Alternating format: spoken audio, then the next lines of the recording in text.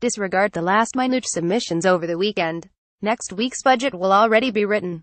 The modern requirement for the Office for Budget Responsibility to audit the numbers independently means the Chancellor's final decisions have to be taken by tomorrow. Any of real significance for the economy will have been signed off at the start of this week.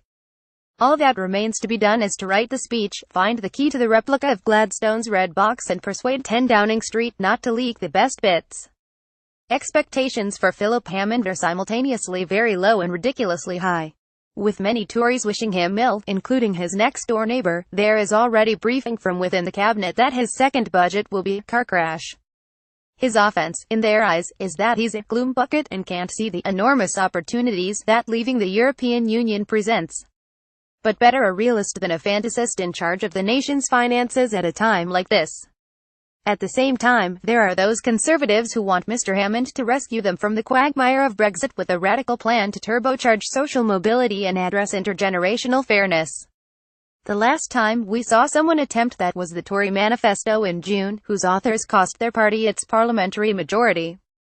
And expecting this minority government to present a vision to the country other than Brexit is like asking Mrs. Lincoln not to dwell on her husband's assassination and enjoy the rest of the play.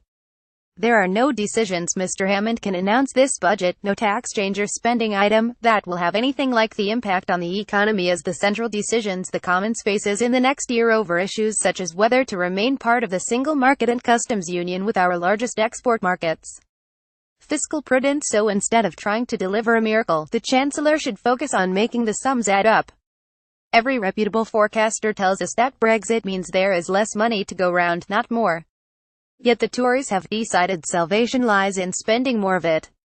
Leading Tory papers that criticized the previous government for not cutting spending fast enough now lament that this one isn't spending more. Labour will have to increase debt to pay for £17 billion spending plan. The shopping list grows: more on welfare, universal credit, more on public housing, more on defence to fill the hole caused by the falling pound, and more on the NHS, whose chief executive has joined the Brexiteers in wanting £350 million more a week from somewhere, on the odd grounds that a false promise must be honoured. Problem is that Tories don't want to raise taxes to pay for all these goodies. When the Chancellor tried to raise tax in his first budget, he was rebuffed, and that was before the government lost its majority. We assume he won't be trying that again.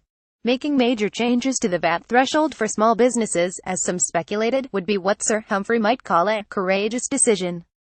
Cancelling or delaying the planned reduction in corporation tax to 17% would also be a foolish mistake, reinforcing the picture the rest of the world risks getting, that Britain is closing itself to business. The alluring answer to the classic conundrum that every family faces of wanting to spend more but lacking the income to do so, is to borrow more. Extra borrowing is suddenly in vogue among Conservatives. This is supposed to be a brilliant riposte to Jeremy Corbyn. If you're going to have a magic money tree, make it a blue one. Mr. Hammond can safely find a bit more for things such as housing capital without busting his rules, as previous budgets did. But with all the uncertainty of Brexit and debt close to 90% of GDP, the Tories should think hard before abandoning their residual reputation for fiscal prudence. That way ruin lies. Mr. Hammond is rightly seen as one of the grown-ups in the government. He should remain the responsible adult in the cabinet room.